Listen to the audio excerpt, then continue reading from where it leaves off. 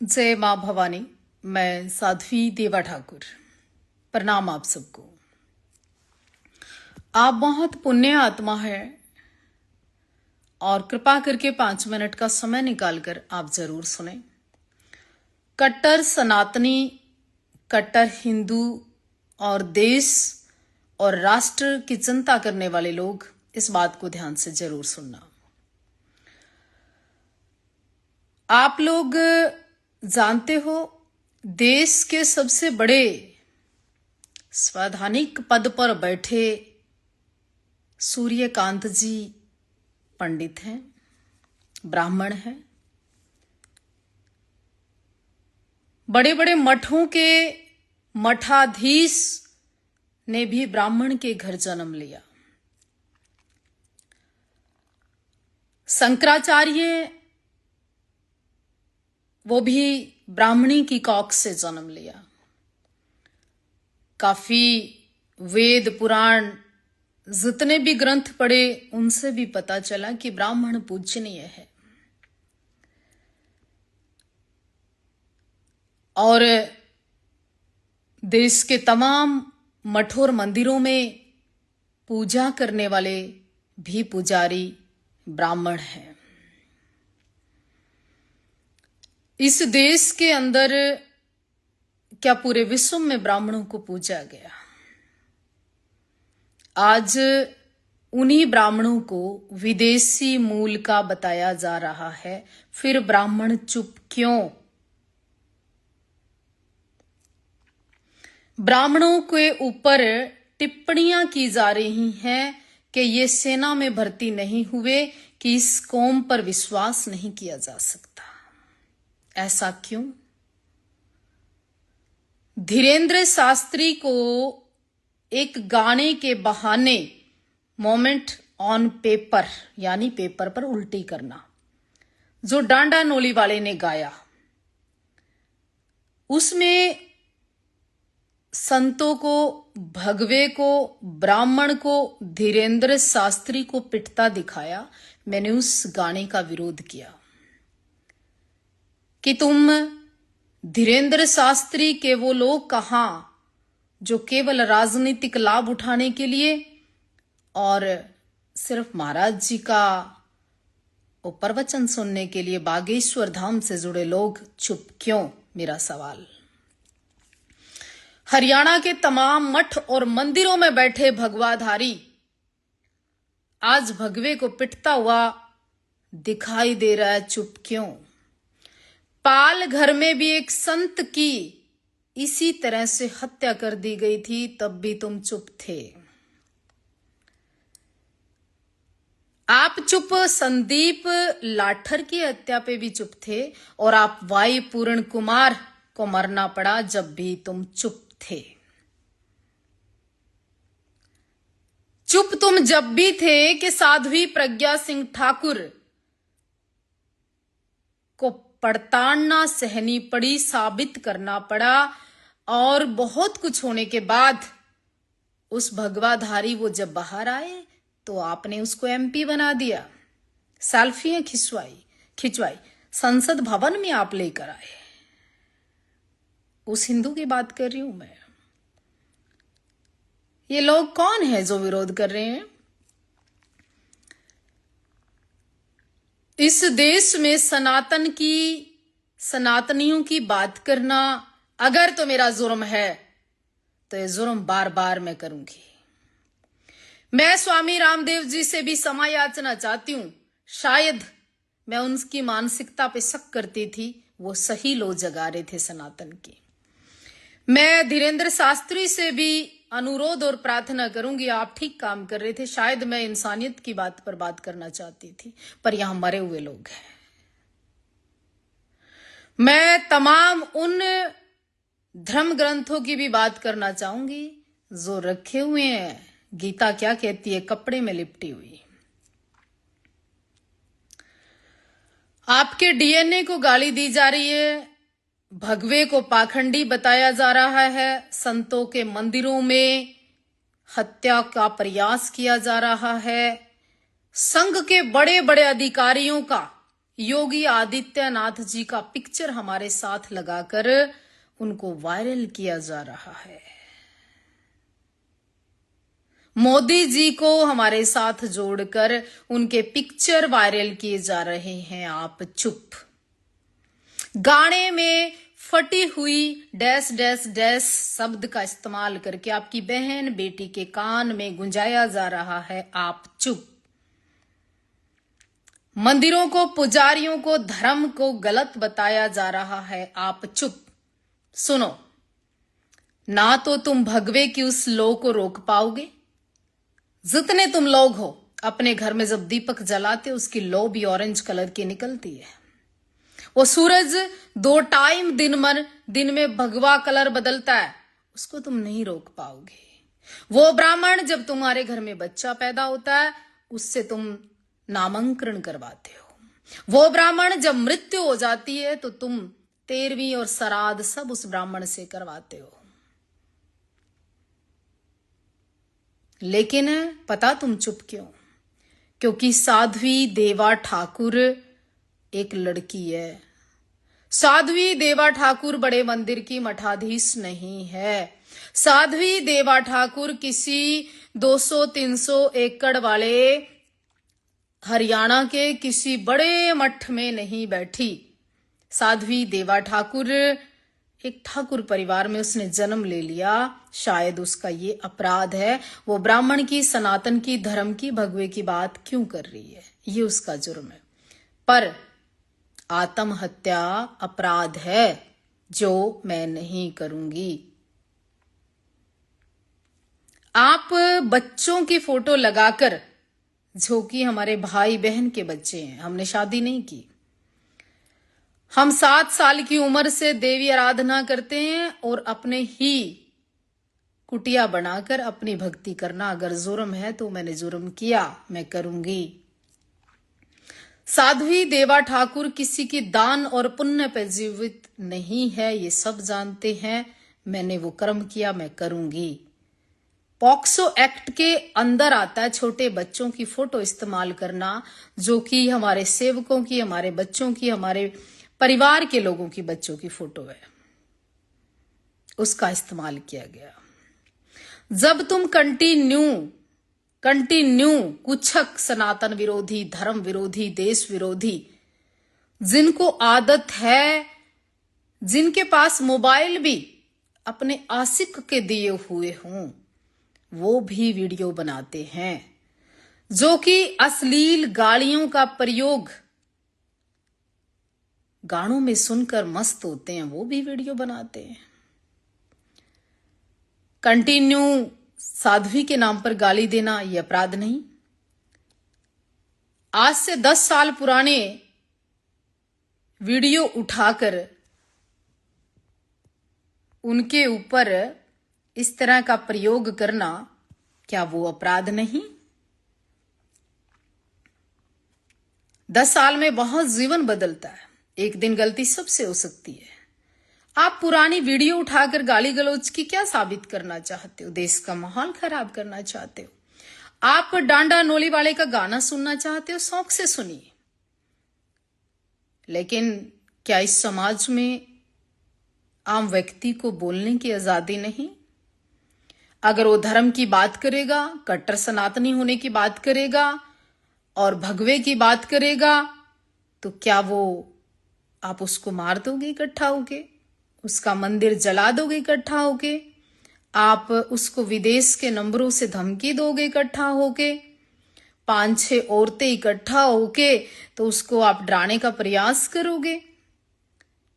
अपने नाम को चमकाने के लिए कि एक लड़की को आप मजबूर करोगे? ये जो लोग हैं ना, आप कल्पना नहीं करिए। ना तो मैं वो ब्राह्मण हूं जो अपने डीएनए को गाली खाकर चुप हो जाऊं, और ना मैं वो परिवार हूं कि जिसके घर में इस तरह का हादसा हो जाए आप उसको भी भूल जाते हो। ना, जिस कुल में मैंने जन्म लिया, लो और युद्ध अकेले भी किया जा सकता है, जो मैं कर रही हूं। क्रांति कभी झुंड में नहीं हुआ करती। मैं कसम उठाती हूं आज सनातन धर्म की, मैं कसम उठाती हूं उस देवी भवानी की जिसकी मैं 7 साल से आराधना करती रही। तुमने मेरे अंदर कट्टरता, हिंदुत्व, सनातन, भगवाधारियों के प्रति प्रेम, असली साधु बनने का मौका तो मुझे आज मिला 20 साल बाद। आज के बाद मैं भगवा धारण करूंगी। भगवा तो दुनिया धारण करती है, लेकिन लड़कर, संघर्ष कर कर, युद्ध कर कर जब भगवा मिले उसे कहते हैं स्वयंभू अहम ब्रह्मा। मैं खुद ही खुद का निर्माण करूंगी। तुम चुप बहुत समय तक रहे। केवल मठाधीश होना, केवल और केवल गुरु गद्दी को पाना, केवल गद्दी के लिए लड़ना और चुप रहना, वो हमारे अखाड़े से नहीं है शायद। हाँ, साबित कैसे करोगे बाबाओं को पीटकर कि ये पाखंडी था? साबित कैसे करोगे कि पाल घर जैसी घटना कर कर कोर्ट को, माननीय अदालत को कोठा बताया जा रहा है, संसद में बैठी महिलाओं को नचनिया बताया जा रहा है, साधु और साध्वियों के आश्रम को कोठे जैसे शब्दों का इस्तेमाल किया जा रहा है। हरियाणा और देश में बीजेपी की सरकार, संघ के बड़े अधिकारी जिनका श्रद्धेय पूजनीय नाम लेते हुए 5 मिनट लग जाएं, उनके फोटोओं का इस्तेमाल किया जा रहा है। हर तीसरा आदमी 15-15 साल के बच्चों का पिक्चर लगाकर पॉक्सो एक्ट जैसी धाराएं बनती है, उनका गलत इस्तेमाल किया जा रहा है। पुराने पिक्चर और वीडियो उठाकर इस तरह का प्रदर्शन हरियाणा के अंदर किया जा रहा है। जाति विशेष का रंग देकर यहां ब्राह्मणों को, मंदिरों को टारगेट किया जा रहा है, सनातन पर प्रहार किया जा रहा है। क्या लगता है किसी एक की आहुति दे दोगे? क्या लगता है? अंधेरों से बड़ा पुराना नाता है मेरा और मुझे खुद जगना आता है। मेरा एक संदेश है आप लोगों को, चेहरा चमकाना है, चमकाइए। और कह रहे थे ना टाइम रख, टाइम ही टाइम है, 24 घंटे। श्री माता बाला सुंदरी देवाजी धाम, गांव ब्रास, तहसील नेसिंग, जिला करनाल, हरियाणा। और मेरा फोन नंबर भी इस पे है और मैं यहीं रहती हूं। और तमाम चीजें मुझे पूर्ण यकीन है भारत सरकार से, माननीय योगी आदित्यनाथ जी से और माननीय मोदी जी से, अमित शाह जी से, इस सब को ध्यान दिया जाए। और इन सब लोगों को जो सनातन का विरोध, पार्टी का विरोध करते करते सनातन के विरोध पर उतर आए, पार्टी का विरोध करते करते इतने चिल मिला गए कि किसी महिला की इज्जत उतारने पे उतर आए, पार्टी का विरोध करते करते किसी का चीर हरण करने की धमकी देने लगे, पार्टी का विरोध करते करते अपनी महिलाओं को भी इस तरह से प्रदर्शन में उतारने लगे, पार्टी का विरोध करते करते ब्राह्मणों को विदेशी मूल का डीएनए बताने लगे, पार्टी का विरोध करते करते विशेष रूप से विशेष योजना कर कर किसी की हत्या का प्रयास करने लगे। ये सनातन की लोग है। मैं आज से भगवा धारण करूंगी, आज से बहुत सारे वो सारे काम करूंगी जो मेरे सनातन के लिए हैं, जो मेरे मठों के लिए हैं, जो मेरे मंदिरों के लिए हैं, जो मेरे ब्राह्मणों के लिए हैं और जो मेरे सनातन के लिए हैं, जो मेरे गऊ के लिए है, जो मेरी गंगा के लिए है, जो मेरे राष्ट्र के लिए। मुझे प्राण भी देने पड़े तो मैं दूंगी, ये मैं संकल्पबद्ध हूं। लेकिन आज के बाद मुझे पता तो चला कि पक्ष में कौन है, विपक्ष में कौन है, सनातनी कौन है, देशद्रोही कौन है और देश का दुश्मन कौन है। मैं तमाम संतों से क्षमा याचना करती हूं और आज के बाद साध्वी देवा ठाकुर प्रतिज्ञा लेती है कि मैं इस भगवे रंग का, इस संतरी कलर का, इस ऑरेंज रंग का, इस सनातन धर्म का रक्षा के लिए लड़ूंगी। मेरा आप सबको प्रणाम। जय हिंद, वंदे मातरम, भारत माता की जय। मैं बूढ़े से जवान से बच्चे से महिलाओं से सभी से, पहली बात, मैंने कभी किसी के लिए कोई कुछ गलत किया नहीं। मैंने हमेशा आवाज उठाई। अगर मैं आज गिनाने पे आऊं तो मैंने बहुत सारे लोगों के वो कार्य किए जो कि शीशे में जाकर देखेंगे तो शर्म आ जाएगी, इसने हमारे लिए लड़ाई लड़ी। लेकिन ना मैं रोने वालों में से, ना मैं झुकने वालों में से, ना मैं मरने वालों में से, और ना मैं डरने वालों में से। मैंने अपनी लड़ाई अपने जीवन में स्वयं लड़ी। मेरे ऊपर किसी का एहसान नहीं आज तक। मैंने ये धाम बनाया, एक एक रुपया इकट्ठा कर कर अपने जीवन के व्यक्तिगत तरीके से इस मठ को बनाया। ये जमीन मेरे पिताजी ने मुझे दी और 98 से लेकर आज तक इसमें एक ईंट भी किसी का एहसान नहीं है मेरे ऊपर। मैंने चंदा इकट्ठा नहीं किया, कोई सब जानते हैं, मेरे विरोधी भी जानते हैं। मेरे ऊपर इस तरह का कोई एलिगेशन नहीं है। लेकिन जो लोग मुझे कमजोर समझ रहे हैं, डरपोक समझ रहे हैं और धमकियां दे रहे हैं, थोड़ा सा पूर्ण जानकारी के साथ प्रयास करना, शायद तुम्हें बोध हो जाए। और जिन शब्दों का उपयोग एक फौजी होने के बाद गंदे से गंदे शब्दों का इस्तेमाल कर रहा है कि गर्दन के अलावा और कहां कहां पर आपके टैटू है, तो भैया शायद बेटी तेरी बड़ी हो रही होगी, उसको भी पता चलेगा कहां क्या बनवाने से क्या होता है। मेरे गुजरात में जाकर देखोगे तो हर संत, हर साधु, हर लोग कहीं ना कहीं कुछ ना कुछ कलाकारी करवा लेते हैं, कोई बड़ी बात नहीं है। गुजरात के तमाम संत, साधु और महिला, बच्चे, लड़कियां मेरे से जुड़ी हुई है। तभी मैं गुजरात गई थी, तभी ये मैंने बनवाया था। अब रही बात, शक मत करना नियत पे, कभी कभी अच्छा नहीं होता और परिणाम थोड़ा कभी कभी लेट आते हैं। धर्म के लिए बहुत कुछ करना पड़ता है। मैं 20 साल से लड़ रही हूं।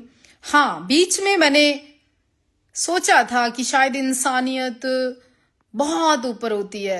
मैंने सभी धर्मों के लिए बात की, सभी जातियों के लिए बात की, सभी वर्गों के लिए बात की, पर आज वो लोग भी चुप रहे जिन जिन के लिए मैंने आवाज उठाई। हमेशा वाल्मीकि समाज के लिए मैंने बहुत कार्य किए। मैंने वाल्मीकि समाज के लिए हजारों वीडियो बनाई। मैंने मीर भोज को लेके बहुत सारा कार्य किया। मैंने सूरजमल को लेके भी बहुत सारी पोस्टें की। मैंने विपरीत दिशा में बहुत सारा ऐसा कार्य किया, जब कोई नहीं बोल रहा था मैं बोली। मैं पाल घर पे भी बोली थी। राम मंदिर के लिए मैंने बहुत सारी डिबेट भी की थी, पर वो सनातनी जब भी चुप थे। मेरे भगवान को 300 साल इंतजार करना पड़ा अपने मंदिर के लिए, तो मैं तो साध्वी तेवा ठाकुर हूं। तो इस सनातन के लिए जो आपने मेरे अंदर लो जगा दी, जो श्रद्धा जगा दी, जो प्रेरणा जगा दी, जो संकल्पबद्ध मुझे कर दिया, उन तमाम महिलाओं का, बच्चों का, पुरुषों का, मेरे छोटे और बड़े भाइयों का धन्यवाद जिन्होंने मेरी जितनी भी पोस्टें डाली। उन सबका शुक्रिया जिन्होंने मेरे लिए पोस्टें डाली। और हाँ, मरने मारने का अगर किसी को वहम हो तो टाइम रखने की कोई आवश्यकता नहीं। 24 घंटे यहीं पे हूं देवाजी धाम में। स्वागत है आपका। जय हिंद, वंदे मातरम। भारत के नाम, सनातनियों के नाम, मठ और मंदिरों के नाम और पंडितों के नाम और इन धर्म के लोगों के नाम और सनातन का जो विरोध कर रहे हैं इस गाने के बहाने, आप बिल्कुल सुनिए डांडा नाली वाले को। वो तुम्हारे धीरेन्द्र शास्त्री को जिस तरह दिखा रहे हैं ना, भगवे को कह रहे हैं मैं पीटता, वो गाली दे रहे हैं अपने गाने में, उसको जरूर सुनिएगा, ध्यान से सुनिएगा। अगर तुम्हें वो सौगात में अच्छा लगता